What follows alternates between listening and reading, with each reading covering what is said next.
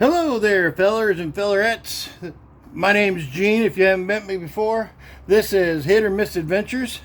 Today, we're going to build a soft wash gun.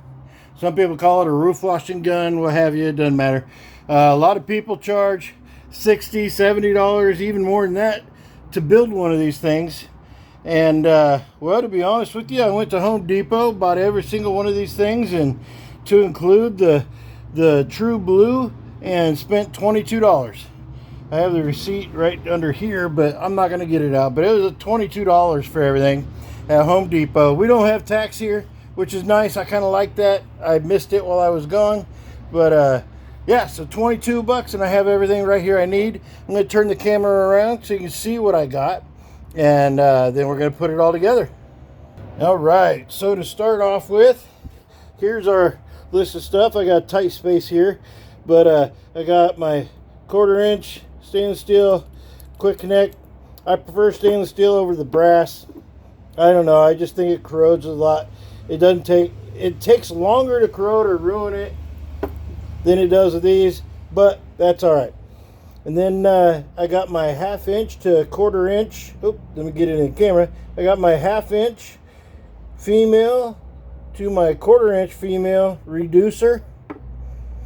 I have my 1/4 inch barb for my soft wash hose to go onto, and then I'll clamp that on. I got my ball valve. It's 1/2 inch threaded on both sides, ball valve, so that I can turn it on and off and use it as needed. I have my 12 inch 1/2 inch by 12 inch long riser.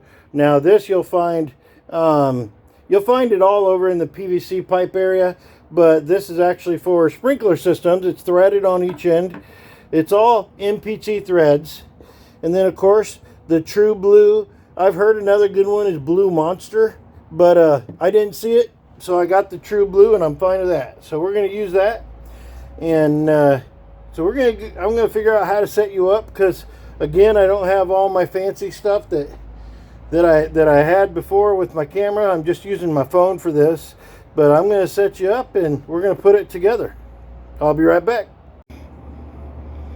So this is my first time actually building one of these. So we're going to put this together, and we're going to hope it works, which I'm sure it will. I have no doubt. I'm just going to get some of this True Blue that I hear if you get it on your skin, it really sucks. We're going to try to be careful with this, but I'm not always known for being real smooth and gentle. But we're going to give it a try. Here we go. Going to put it all the way around so that I know we get a good seal on it.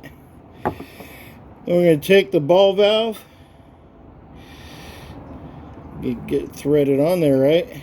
There we go. Oh yeah, I can tell that's in there real good. That's good. And we're just going to hand tighten everything down, because it is PVC. We don't want to break it. It will crack, all that kind of stuff. I don't have a rag, so I'm going to use one of my wife's deals. I like the idea. I saw somebody else do, where they wipe the excess, and it just helps seal it a little better, gives you that little bit extra security, and I like my security. Alright, so now we're going to put the barb fitting on there. We're going to get it all goobered up with the True Blue goober. Trying to make sure I'm keeping everything in the camera view for you guys. I don't know if I'm doing very good at it or not. You can always let me know. Hey dummy, move it over. We can't see. Alright, got it on there. I'm going to thread it on in. Again, just going to hand tighten everything. There we go. Take my wife's pot holder. I think my daughter actually made this one. But I think it's old enough that I won't get shot. So we're good. We're going to roll with it anyway, huh? Too late to stop now. Alright, so now we're going to go ahead and put our reducer on the other end. This time we're going to goober up the opposite end of our 1 foot riser here.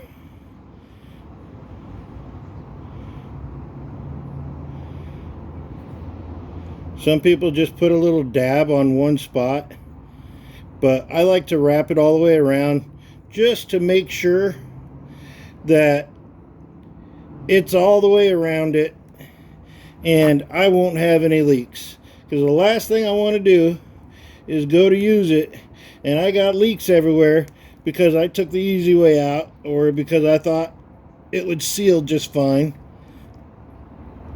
And so we're going to make sure that every time we put some of that True Blue on there, it's all the way around it. Here we go. Not the best rag to be using, but it's getting the job done. Alright, now for the last bit, the quick disconnect.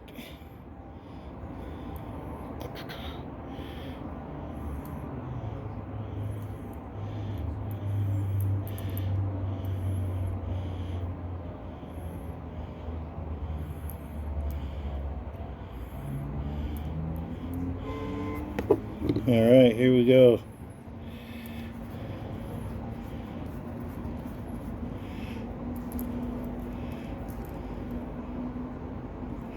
Now on this one, I am going to get a wrench and tighten this down a little bit. I don't have it right here in front of me because I wasn't thinking about it ahead of time.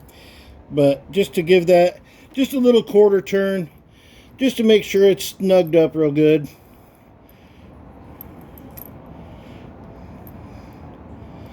But there we have it. We have our first ever soft wash gun. Because as you guys know, we're doing everything on a budget, just to show that we can. Now let me grab something real quick and I'll be right back.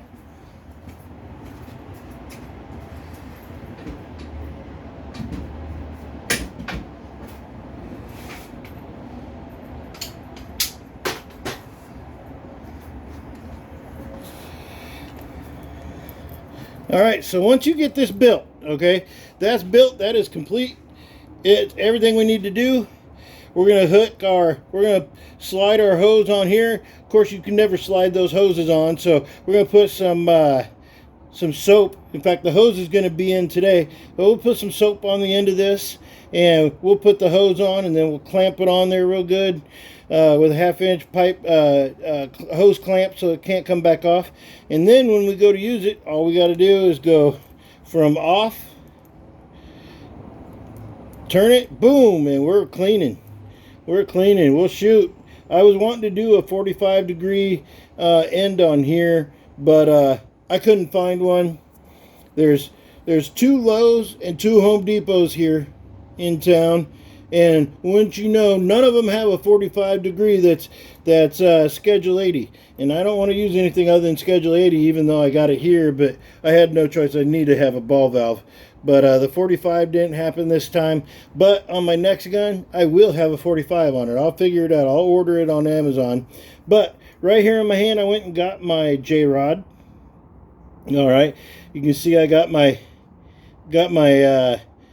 my soaping tips to be able to spray the SH, and then I got the smaller ones for the rinsing and whatnot. But what I'm going to do is I'm going to use the wide open ones all the time probably, and that'll just slide right on the end here.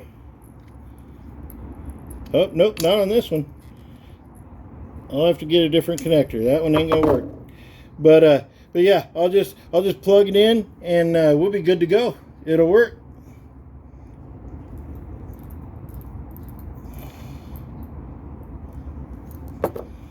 I might have it.